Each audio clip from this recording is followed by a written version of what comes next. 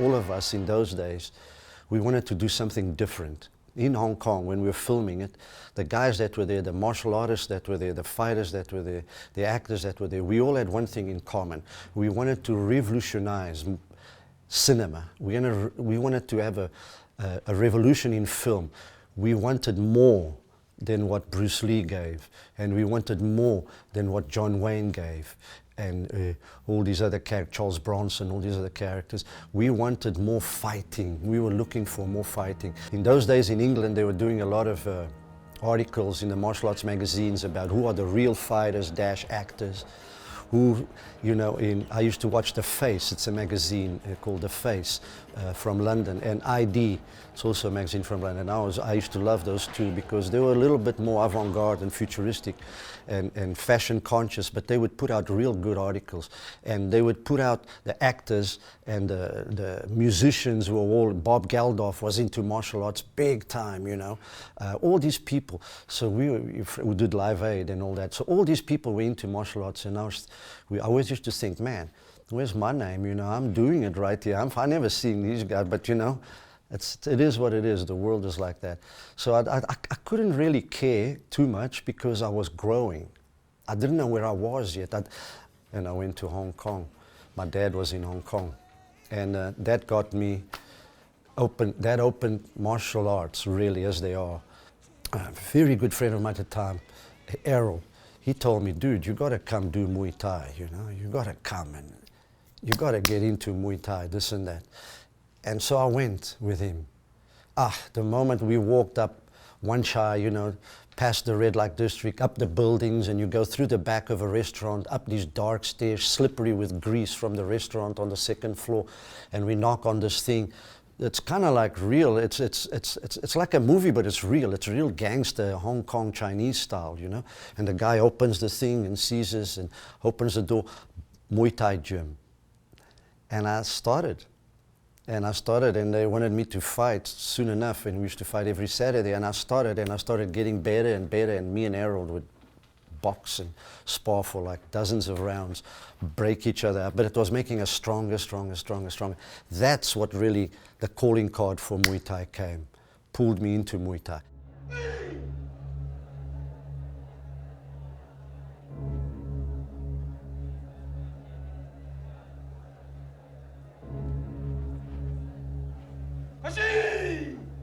I was working with Jet Li in a film called Born to Defend. I was starring with Jet Li, which was huge, and Kurt Peterson.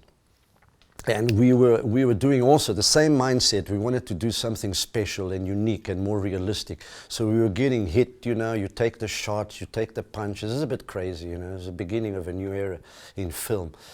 And my agent told me, go back to Hong Kong, they're casting for this film. It's a Hollywood movie, you know. I said, who's the guy? And they gave me the name, and I didn't know him. And, you know, I went, and they flew me in, and I went to the office, and I met Michel first, Michel Kissy. He was helping Jean-Claude a lot, and cast and do everything. And then I met Jean-Claude, he was there, cool guy. I met them both, very nice people. And then as soon as I walked in, I was quite well known in Hong Kong, you know, a little bit. But as soon as I walked in, they had a lot of stuntmen and actors, and everybody was like, hey, Paulo, hey, showed it. So Michel wanted to spar a little bit, throw a little bit. Michel Kissy, and he had done kickboxing and all that, and I thought, all right, let's do it. And we did a little bit, and they were like, yeah, we want you, you want to be a kickboxer, this and that. And I had done movies as a ninja, as a soldier, as a this, as a that, as the other. And I always remember the words of my master and the boss of our gym, Sotonikon, Mr. Klaus Sotonik. He told me before I left, and before they made me a fighter, a legit fighter, before they gave me my nickname and the shorts and everything, and the Mong Kong, everything legit to represent and fight. He told me, always promote Muay Thai, push Muay Thai up, push to the rest of the world. So I told the casting director, and I told him, hey, I fight Muay Thai, this and that. And they were like, yeah. And Jean-Claude had seen me in some way, and he was like, yeah, you know, do this and do that. I told him, can I be a Muay Thai fighter? In those days it was called Thai boxing and Thai boxer. I don't want to do ninja anymore or something else. I can do as an actor, I can switch, I can do anything. I'm athletic, and I enjoy it. But I wanted to just be myself. And they said, yeah, okay. And so I explained to them what Muay Thai was, and they all knew it. Muay Thai in Asia is respected. Nobody in Muay Thai, in Asia, Muay Thai, they know what Muay Thai and what happens when you talk too much. It's different from nowadays. Yeah, there's massive respect in Asia for Muay Thai, you know, out of all the martial arts. And it's really respected by everybody. And they were like, here's the shorts, this and that. And I looked at it, and they were like kickboxing shorts from the old days. And I said, no, but man, this is what we see foreigners come to Bangkok with, but this is not Muay Thai. We have our own style, our own. So I brought them my Muay Thai shorts from my gym, and then the Paulo, they cut it and made it Paco. And so Paco it is. And there I was Paco from that day onwards, as soon as the shorts. And then I went on to represent it in the film, in Bloodsport, as Paco. That's how the shorts and everything. But the shorts gave legitimacy, big time, to the character. Because you can't wear shorts with a gym of that high standard from Thailand and get away with it. You have to be sanctioned by them. You have to be family. You have to be one of them. And it had my nickname in Thai, and it had my name as Paco, and the people know, you know, in the world of Muay Thai, and gave massive respect to the Thai people, because finally the Thai people, especially our gym, which was a powerhouse gym in Thailand, huge. The boss was like the godfather of Muay Thai. They realized, hey man, you know, here's a foreigner giving us massive respect and showing us the art that we taught him, and that went on to Europe. And so in Europe, they decided to get into Muay Thai as well. All the bad boys who started doing Muay Thai.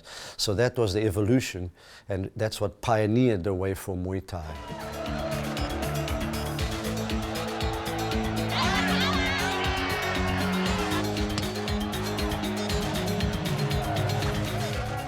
And in those days, you know, it was very, very difficult to put Muay Thai on the screen in Bloodsport. It wasn't easy, because you had to. The karate guy wanted to win, the taekwondo guy wanted to win, the kung fu. Nobody wants to lose. Even the Muay Thai guy also doesn't want to lose. And there were arguments and sometimes little flare-ups, you know, bad weather, you know, people fighting a little bit, this and that. But with Muay Thai, it was cool. It was just hard to put all the actions. So I told him, I'll help together with Steve, and I was the Chinese choreographer, and together with Jean-Claude, which oversaw a lot of it, and with Michel really helped a lot in that. He was there all the time, and Frank Dux was there sometimes too, and he was also helping. But nobody knew Muay Thai except me. That's the bottom line. The only other one who knew Muay Thai and understood Muay Thai was Michel and Jean-Claude from France, from Belgium. They knew Muay Thai. It's popular in France.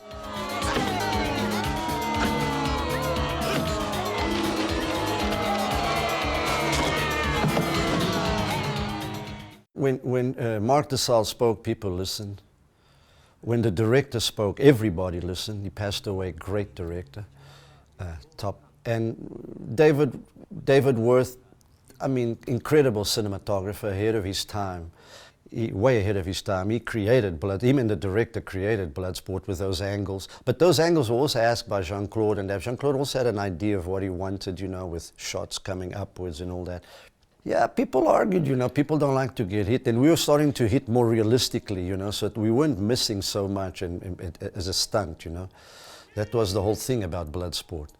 Everybody listened to everybody, really, and to the stunt coordinator as well. We were Muay Thai fighter. I was a Muay Thai fighter, a real one. I was a professional fighter. I was fighting for Sotoni Kun Gym, Bangkok. That's why I'm wearing the right gear. That's why I'm doing the right thing. And if some guy's going to come up and say, wow, wow, wow, and wow, wow, wow, and let's take it to this, let's take it. So I took it. So I didn't want that to happen. So I was always calm. I have a lot of love for the martial arts and for everybody and respect, and they knew it. Paco was always respected by everybody. Everybody loved Paco, you know. A lot of them didn't like losing to Paco. Of course, that's a film, you know, that's a movie. So with that in mind, I decided, when I'm considering that I'm the fighter and I'm part of choreographing, I decided to show different moves in Muay Thai that represent Muay Thai and that can be significant to what Muay Thai is. So that's why the way they put the sequence of Muay Thai, I used the elbow straight away, you know. I had to show them the elbow. Nobody had seen the elbow. They were like, wow, what's that? You know, wow, my God, so dangerous, you know, this and this and that. So I had to show them Muay Thai. Yeah, that's right, it is dangerous, you know. Then I had to show them the knee, how to throw the knee and how to, and so they were like, oh, knees and elbows, man. Knees and elbows were banned in Europe and most of the world in those days. You weren't allowed to use them, only Muay Thai fighters, and they were considered crazy dudes in Asia, you know what I mean? They were considered the cream of the crop, and you never really see them. Muay Thai has always had this faceless society, and I was representing that faceless group. I was representing the immigrants. I was representing everybody who looked like me, similar to me, and did Muay Thai, and you never saw in film. You actually never, it's unbelievable, because in those days, being Latin European, being white Latin, we didn't have that representation. Latin American, we didn't have that. My character Paco, Puerto Rican, we didn't have that in the movies. You know, you didn't see. It's usually in the movie in those days, even now, you know, there's still a lot of discrimination about that. You're either the gangster or the gardener, but you never climb out of that, you know. Even fighters, they didn't have them. But if you go into the gyms in the world, you see a lot of Latin guys in the gyms. And if you look at the history of fighting and boxing and martial arts and everything, a lot of Latin guys, you know, mad respect, you know, and great. But so I felt like, whoa, I'm an outsider, you know. I look different. I had a mustache, goatee. That was already a bad boy. Then I had tattoos, real tattoos. They were like, oh my God, this guy, real tattoos. Nobody had real tattoos in those days. Nobody. It was a bad boy. People didn't want that on film. They were scared. The guy who started bringing, I think, tattoos on film was Mickey Rourke. He brought tattoos on film, you know, made it a little bit more popular. So that's how it went. And when we started doing the actions, the sequences to the fight, to the pre-fight, to the sequences, then everything around it to go in order, I tried to use as realistic as possible movement, and I followed what I was being taught, and I fought the way I'd been taught. It wasn't like this, it's like this, like this.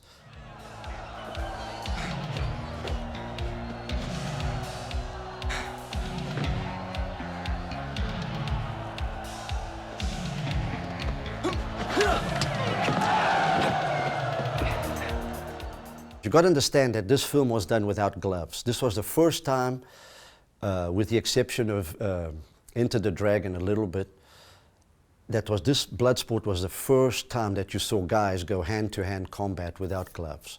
And Muay Thai is perfect for that. It's even better than with gloves, because you keep your hands there and a little bit open, you know. You can open, pass, grab, block, you know, control, elbow, a million ways, you know, to fight back and to defend yourself. Muay Thai is the science of the 8 limbs, 8 weapons and the science, you know. So I used it. I used the leg kick on the karate guy because he buckled his leg. And the moment I saw the way he stands and the way he buckled his legs, I said, man, you're lucky this is a movie. And you know, I massacred his legs, you know, because in Muay Thai we test with a soft kick or hard kick, and then if it works, you go in real strong in those days. So I went in repetition straight away, and that just demoralizes a fighter.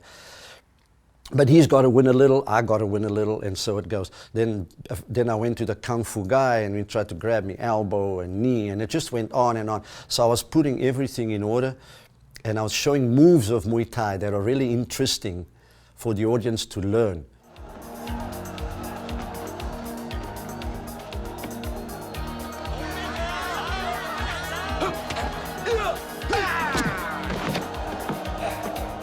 So I did all those moves until we got to Jean-Claude, and then with Jean-Claude, he has to win. And a lot of people don't understand that still to this day, you know.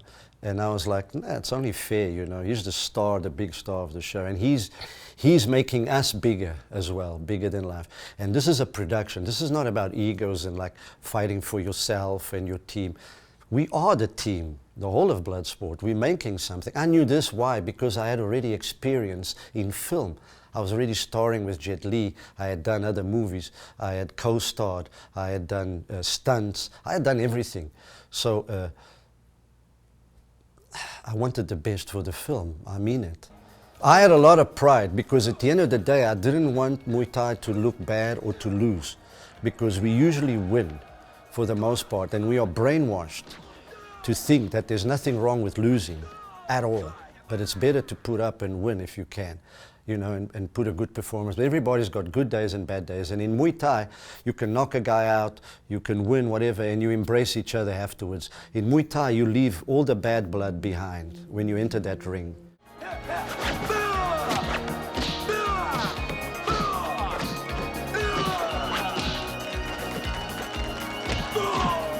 You fight, the fight's over, whoever won embraces his opponent. If he knocks him out or hurts him, bows down, bows to him.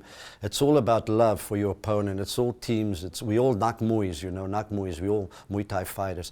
And so I had a lot of love for anybody and everything, but especially representing my sport, because everybody was, my art form. And also I knew they're not as on my level anyway. I didn't want to lose as well, so I had to win until the big star comes and, you know, and takes me out. And Jean-Claude was the man to do that. Jean-Claude was the pretty boys, the good guys, you know, the star of the movie, you know. He did an incredible job.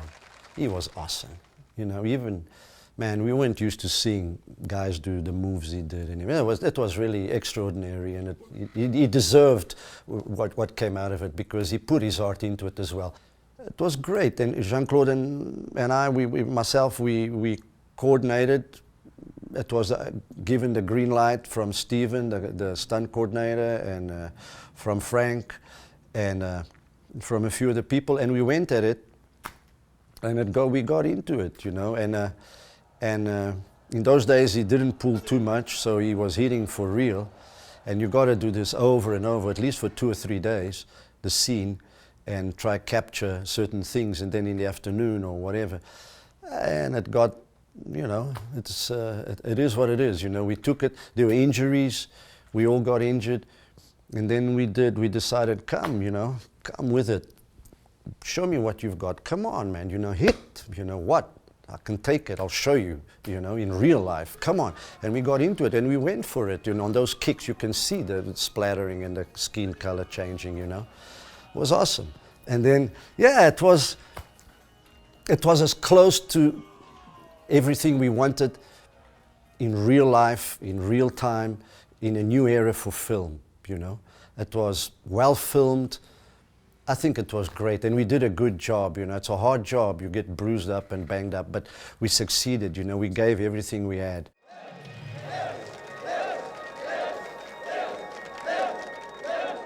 Paulo was exceptional. Oof, badass dude, professional in every, you know, he could get into character quickly, and he was professional, he was hardcore, you know, and he moved, you know, like, and he was great, and all of us loved Paulo. All fans of his. He was Mr. Asia before, and you know, and he was a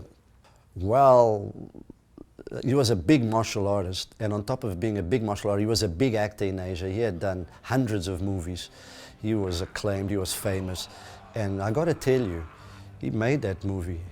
He was the bad guy. Me and him were the bad guys, but he was like the bolo, the big dudes. And when he rippled his chest and everything, he sold it. So we all loved it, you know. We loved him, we loved his movement and everything. He was good, he was real, you know.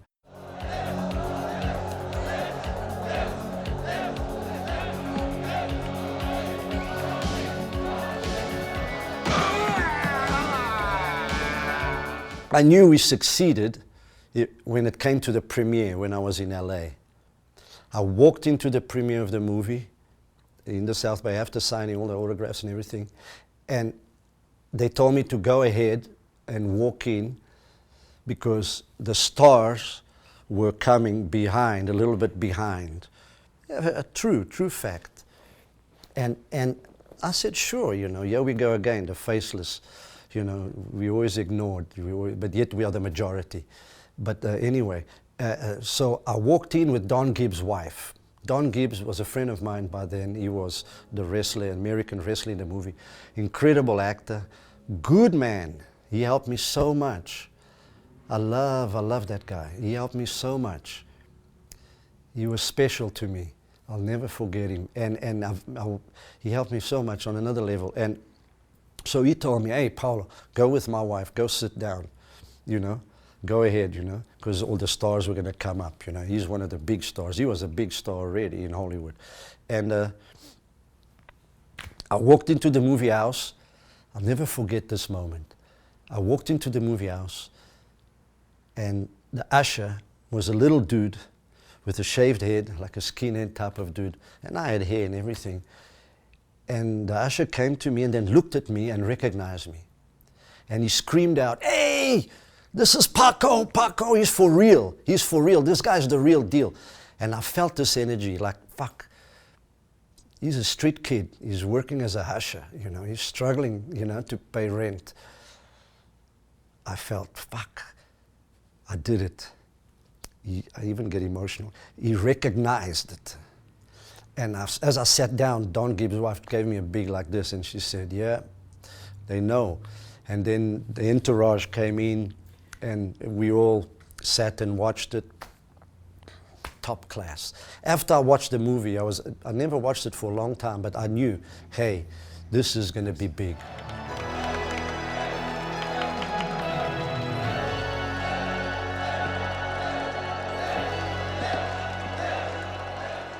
I think the whole thing happened for a reason. It was a time, an era, and we wanted more. And I think that was the beginning of what today is considered mixed martial arts. We were the pioneers, and we pioneered that style, and which later became the UFC, because that came from the Gracie's mouth, they told me, you know. So we pioneered this way, and I pioneered Muay Thai without knowing at first, because it's so difficult, and to put we wanted to put so much more, and back elbows and kicks to the head, but we couldn't, you know. It's kind of organized. Like, for example, the push kick. I was used to using the push kick, but yet I gave the push kick to the Wing Chun martial artist, which is a great actor, famous and good fighters. These guys were good fighters, and so they use it against me, you know. And so it goes, and then shin kick, whatever. You know, you have to share, you know.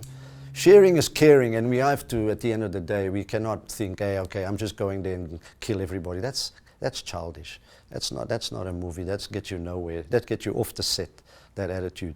So we did the best we could.